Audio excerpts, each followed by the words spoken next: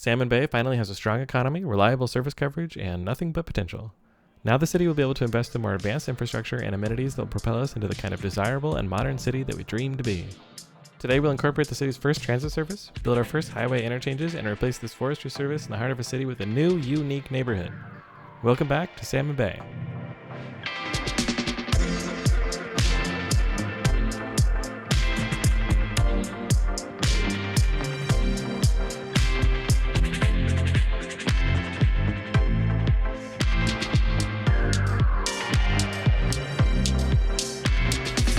Let's go over the plans for the infrastructure build before we start. In the last episode, we didn't finish this highway because our current highway layout can't handle the additional traffic from an outside connection. We're going to make that connection today, in a straight line from here to the south edge of the map. If we look at our existing highway network, we currently have two outside connections joined by the Rainier Highway, which runs north-south outside of our city limits. A branch off of it, the Salmon Bay Highway, leads into the city downtown. Separately, the village of Fishing Spear is connected to the city through the Waterfront Highway, which I'm going to call Highway 99, but to get from one to the other, you have to drive through the city. In order to support an outside connection on Highway 99, we need to make a high-volume direct connection from the 99 to Salmon Bay Highway. This will keep intercity traffic on high-speed arterials and off of city streets. My plan for this is to build two interchanges, the first real interchanges in this whole build, connecting the two city access highways. At the Salmon Bay Highway, I'll do a simple diamond interchange, and then to meet with 99, I'll be building a more complex roundabout interchange. If we look at the site for the roundabout interchange, what we have now isn't very realistic, so I'm going to rethink this area completely. There are going to be a lot of modes of transportation coming through here. This will not only be the highway interchange, this site is also the train exchange that connects to our city port. On top of that, I want to add in a tram connection from Fishing Spear through Salmon Bay, and I want all of these modes to be grade separated. So, here's what I want to do. First, at ground level, the two highways meet with a large roundabout. We'll send the train around the roundabout system below the road level in dugout cutaways. The tram will run in between the lanes of Highway 99 on an overpass above the roundabout. In the end, we'll have a 3-level stacked interchange with smooth flowing traffics of all types and without cross-mode intersections at all. Let's get to it. To start with, I'll unlock large roads and trams with development points. Although the city economy is in a great spot, we have no money pooled up, so I'm going to want to let the game run while I work on this. In order to do that, I need to run a bypass road and train tracks away from the worksite. I usually would just pause the game for a build like this, to be honest, but this will allow us to keep the simulation running. I did kind of a sloppy job at it, but it won't be here for long, so I'm fine with it. Now I'll clear the worksite of our previous work. Doing this did sever utilities between the city and the rest of the map, but luckily I kept a substation connected to the main city from the first episode that I can just turn back on and keep the city powered. I'm also clearing out all of the trees and then leveling the ground in a large area. Because we're going to dig downwards for the train tracks, I'm going to also raise up the elevation of the roundabout to split the difference. The interchange will be up about 4 meters and the train tracks down 4 meters, giving us enough clearance to go over the tracks, but also balancing how much and where we're moving earth around. For Highway 99, I'm making 2 custom roads with the Road Builder mod. Basically, there are 2 and 4 lane highways with tram tracks splitting the directions and small concrete medians separating the traffic from the rail. It'll be easiest to start with the roads and then lower the terrain down for the tracks and turn the intersecting roads into elevated segments after the fact. So let's just focus on the roads. I'm putting together the 99 overpass using the new tram highway. I'm taking it slow to make sure I get it right. I want the slopes up to the overpass to be very gentle on the trams, but not so drawn out that the ramps don't make sense either. This will take a few tries for me to get exactly right.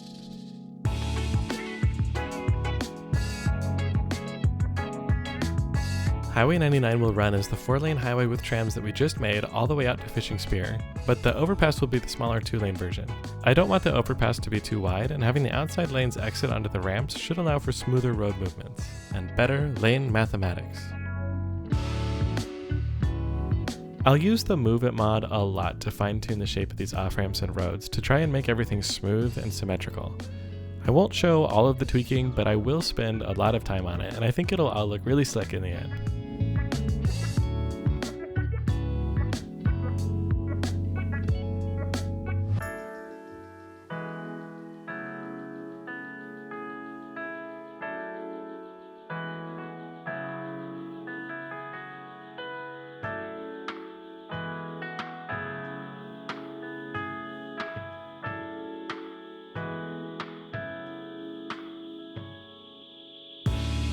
I'm having an issue here where I used Anarchy to build the overpass and now there's not enough clearance, so I'm fixing up the overpass heights to make sure everything's correct. This will have trucks and buses going through and I don't want anything clipping through the concrete.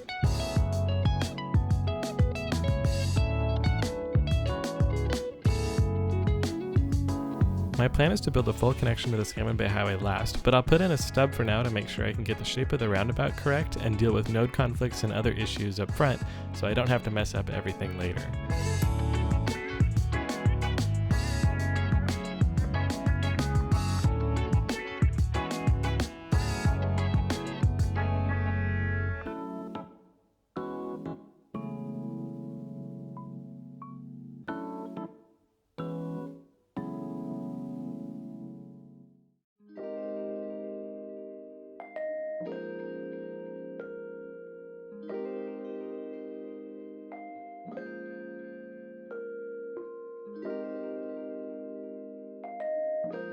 With the road layout more or less finished, I can start on the trains. I didn't really plan this, but it turned out that the lowest height for my trains, about 8 meters below the roundabout level, is also just above sea level. I'm not worrying about issues like drainage here, but it did make me feel better to be building this above the level of the water table. Now I've dug out channels for the train tracks, and now I'm back to fiddling with the road segments, making them bridges and getting everything tidy with Move It.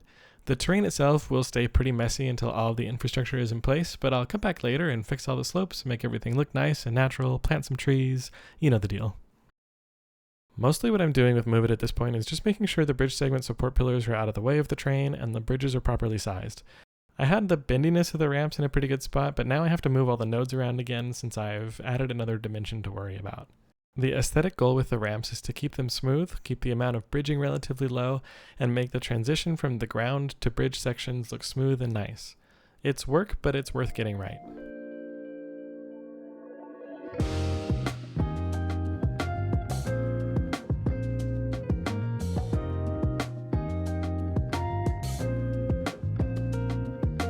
I can now make the last rail connection, which means I can restart our cargo service and start deleting the bypass roads.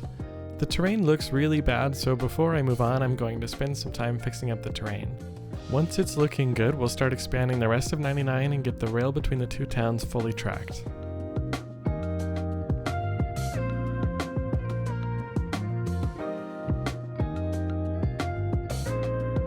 The new Highway 99 road will have traffic lights controlling intersections, and this little service lot has 3 intersections with the highway in a small space. I decided to connect these 2 separate lots with a back road and remove one of the highway intersections, which will help traffic flow a lot on the highway and make this seem more like a single city-owned service area.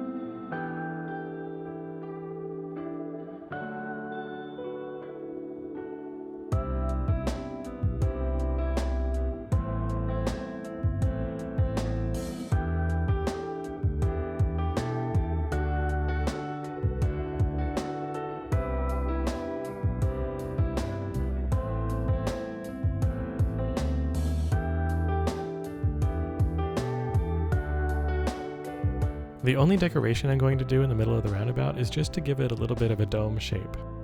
I don't think we need anything elaborate here, but I do want at least a little bit of visual interest.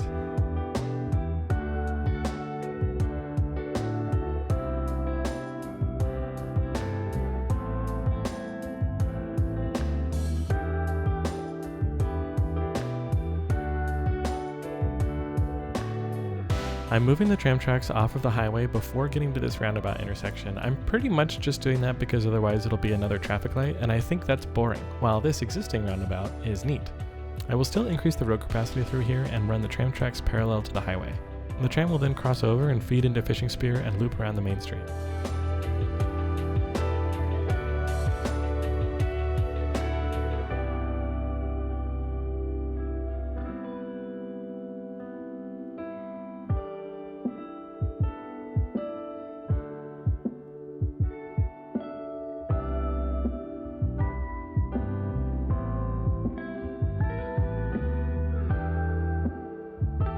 Back in Salmon Bay, the other end of the tram line will go up the hill to the downtown. This 2-lane street is where most of the elevation happens, so I'm going to add a second lane going uphill for the trams in case they need to take the hill a little bit slower than traffic. Then they'll go down the main avenue through downtown to the city boundary and end there. If I end the tram line with a center platform station inside of a median, then the trams will be able to turn around without having to draw in a loop or go around a block. This will make it easier to extend the line to the east as the city expands.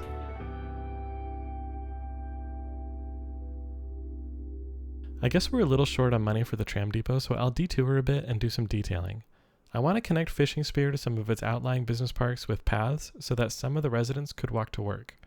I think these will get used a bit, especially because I don't intend to add tram stops to this part of Highway 99. So why did I pick trams for transit here? This build takes place on the historic Seattle map, and I'm taking a lot of inspiration from Seattle's history. In the old days, the city had an expansive electric streetcar system. In the 1940s, this was, of course, dismantled and eventually replaced by hybrid electric trolley buses, and right now, Seattle is building out a big light rail system.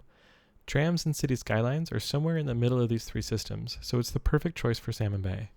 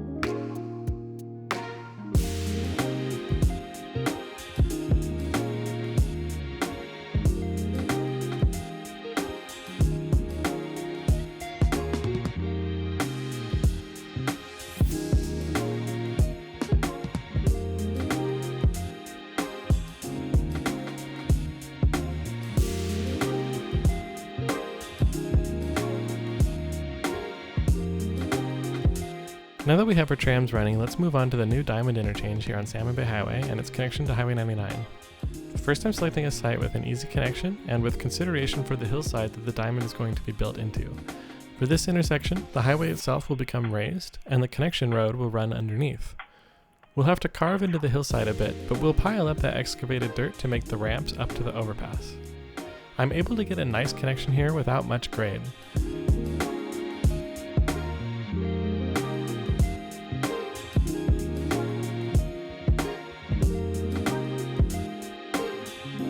I'll add exit lanes to Salmon Bay Highway on both sides to make the weaving easier and draw in pretty simple ramps. Diamond interchanges aren't the most efficient, but I think it makes sense to have a simpler, cheaper exchange here, and I think it'll be a while before traffic becomes a problem. I expect Salmon Bay to expand towards the lake to the northeast rather than here on the south side, so it'll be a while before there's significant traffic changes at the site. I'm using roundabouts for the intersections just because I think we're building up quite a theme here. You don't really see these on diamonds in the US, but I like the design, so I'm going with it.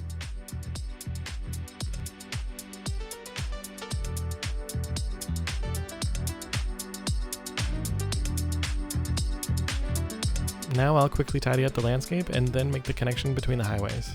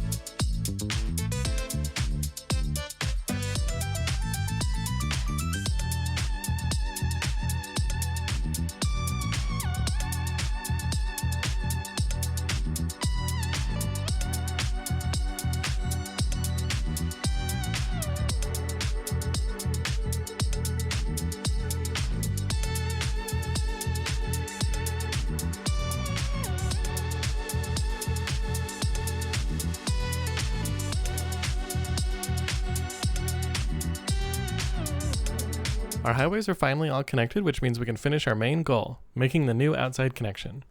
There's nothing tricky in this part of the build, it's flat land and we're building in a straight line. The only thing is I'm adding a couple of 4-lane segments as passing lanes so that the road maintenance vehicles don't clog the road up too much. Alright, that was a lot of building in a short amount of time. Whenever I finish a build in this game, I like to just stop, take a breath, and appreciate for a moment.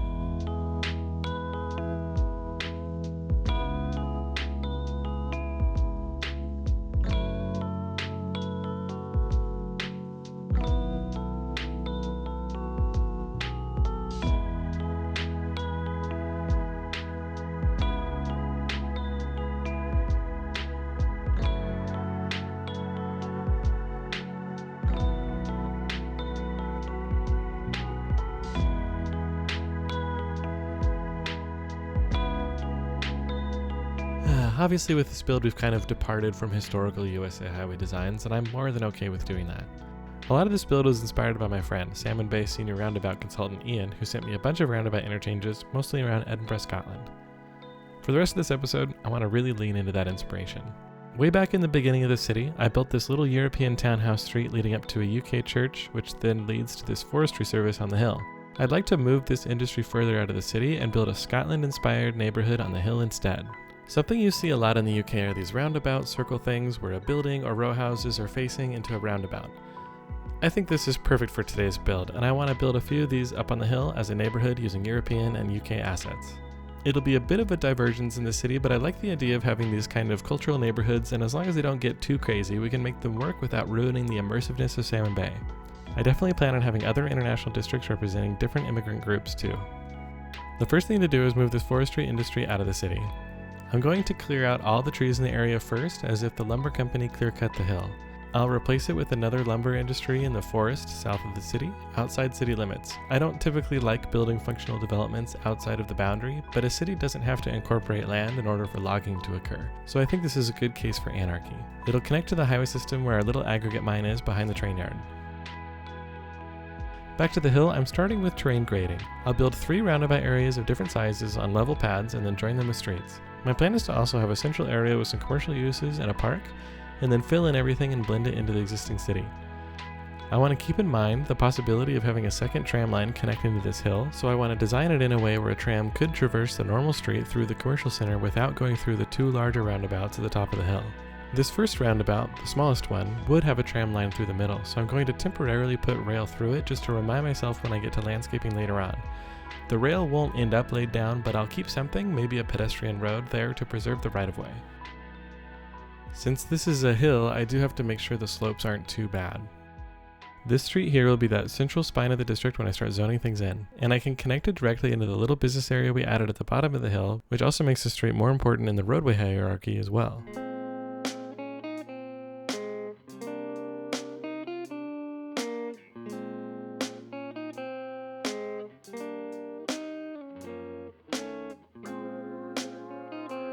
Here's the basic road layout. It's pretty sparsely connected right now, so I want to come back and add 1 or 2 more street connections around, but a lot of the connectivity that I will add will also be pedestrian paths instead of streets. Back to this street from the first episode, I'm thinking I might make this a pedestrian street, so I want to add alleyways behind the townhouses and move the parking into the back. I've seen that a lot in townhouse communities like this, and freeing up the street to be friendlier and quieter for the residents would be a good benefit. However, while I'm working on this, it's getting apparent that the pedestrian-only street is messing too much with the hearses coming out of the church, which is the city's only death care service, so I'll likely end up going back to a regular street and I'll just use wide sidewalks and greenery to remove the parking instead. This district also kind of needs the roadway connectivity that this street provides instead of moving traffic to the parking alleys. To fix that connectivity issue, I'm adding a couple of streets here and then blending together the grid in the existing city with the new layout of the Hill District.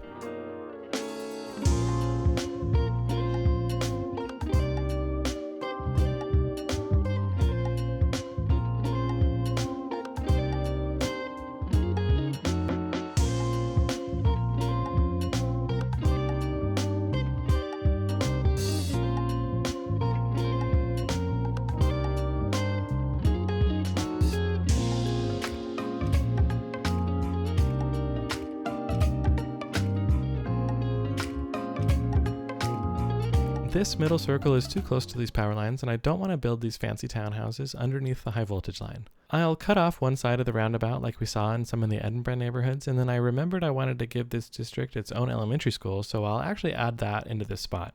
Would an elementary school be built underneath high voltage lines? Surely not, but I think this spot makes the most sense for the neighborhood otherwise, and I'd rather move the power lines at some point instead of keeping this lot bare. Then the cut circle is justified by the school rather than by the power lines when we go to replace them. Anyway, now I'm working on getting the circles built up. I'll zone in the first few townhouses, but then it's a matter of cloning them and manually dragging them into place with Move It.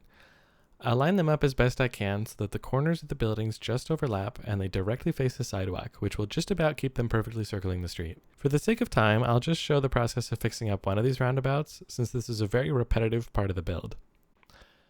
To address the jankiness in the back, I'll plop in a static, non-functional, single-story house asset inside of the townhouses so that it looks like they're all connected together. I will also, at the end, go through this with the recolor mod to make them all look like they're made out of the same materials and painted the same colors. There will be a little bit of jank left, but I'm hoping that the overall result will be worth it.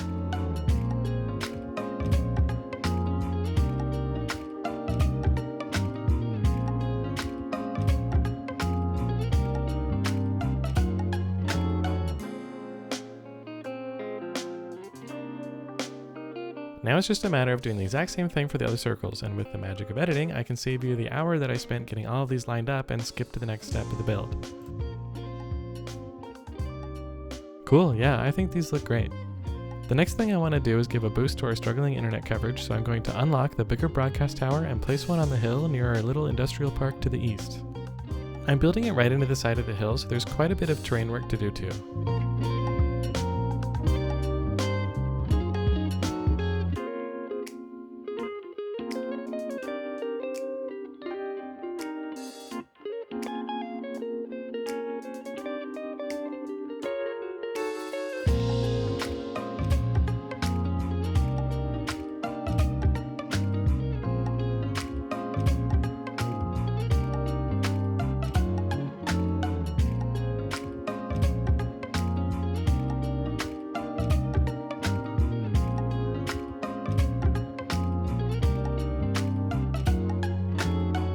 To start filling things in, I'll add in a few new businesses at the industrial park, and then I want to mostly use semi-detached UK houses, basically duplexes, throughout the district along these streets.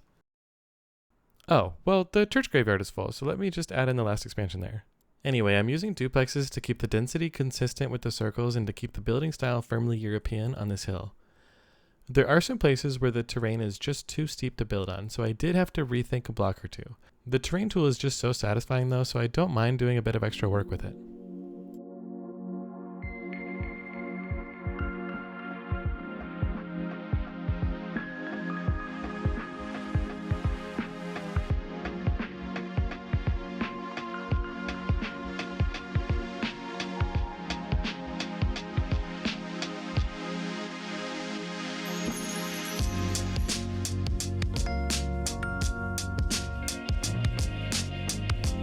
In the area that's still a grid, I'm using the same North America housing as the main city. I think it's important to get the blending right in order to make this look realistic and rational.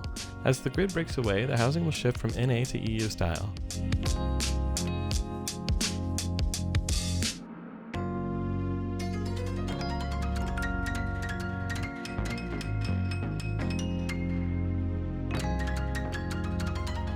I want to place a couple of signature buildings in this district to give it a bit of a boost, namely the UK mansion here at the edge of the hill with all the amazing views, as well as one of the pub assets in the center.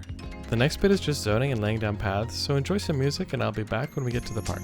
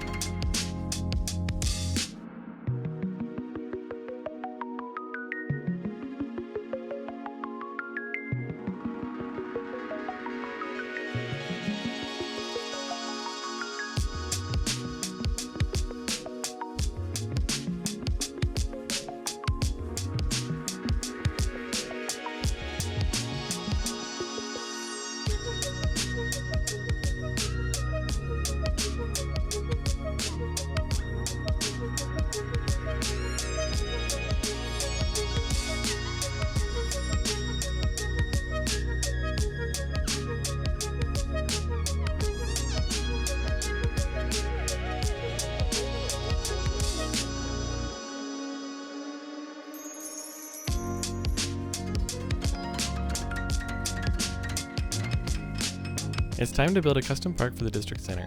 I'm going to go a little bit off the rails here and make something kind of goofy. Let's see if you can figure out what I'm going for here. Do you see it yet? White lines, you must see it now, right? Gotta get them exactly right. That's right, it's the Scottish flag, right here in the middle of the Pacific Northwest. I wanted to do something that really made the Scottishness of this district stand out, and when I thought of this idea, I just couldn't not do it. To decorate this and make it look and function as a park, I'll drop in a fountain at the center, which also hides some slight jankiness, and put in a few of the pocket parks around. I think these tables and chairs are good for a park like this, but I need to delete some of the elements that clash with the vibe, like the planters and trash cans. Using these small parks makes the area functional as a park and not just a decoration piece. I also want to make the middle of the circles into public spaces. I'll use regular-sized parks in the middle of these roundabouts. This circle park fits nicely here, and I'll use a circular playground in the space in front of the school. I'll come through and do landscaping as the last step, but there's a few more bits of detail that need to be done first. As I mentioned earlier, it's time to go through the buildings around the circles and make sure all of the colors match. I want to replace the surfaces in the front to make them all the same and to fit into the road properly, which means replacing the surfaces and then moving around all of the nodes. I've gone through and locked these buildings so that they won't level up, which means these surfaces should not reset on me later. I'm also using the recolor mod to copy and paste the color of the townhouses to all match each other and then pasting that same color onto the static assets in the back, which, by the way, are actually very hard to click on. Just like before, I'll show you what I'm doing on this roundabout and then just cut out the rest, since it's just more and more and more of the same.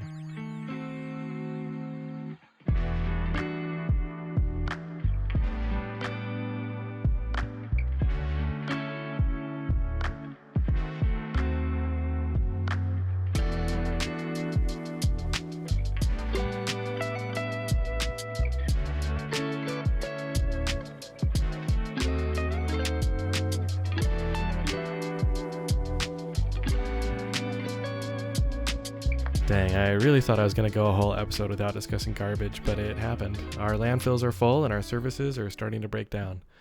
I'll sidetrack really quick and build the recycling center. I have about half of the money I need for it, so I'll take out a loan to cover the rest, buy the land tile, unlock the technology, and get it plopped in.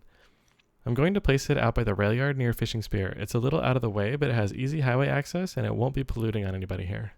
The recycling center will be enough garbage management for the city for a long time, so I really think that this time we can stop talking about it. Now we have negative money, so we need to wait for the garbage to get collected at the power plant, which is a big part of our economy, and then give the simulation some time to get us money so that we can finish up the build.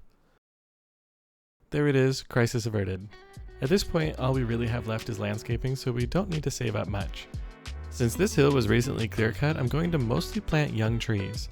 There are a lot of gaps on this hill to fill right now, and planting young trees means it won't look quite as nice and filled in right away, but it will preserve that history of the build for a bit. And we'll still be able to appreciate that the neighborhood will only look better as it ages. I think the result will look great, and in an episode or two, this will be a striking and desirable neighborhood.